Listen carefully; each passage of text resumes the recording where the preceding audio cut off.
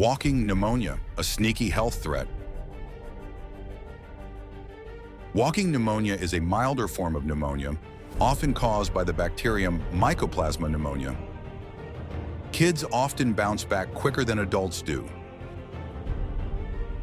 Symptoms? Think cough, fever, and tiredness that lingers. Contagious for about 2 weeks after the infection starts.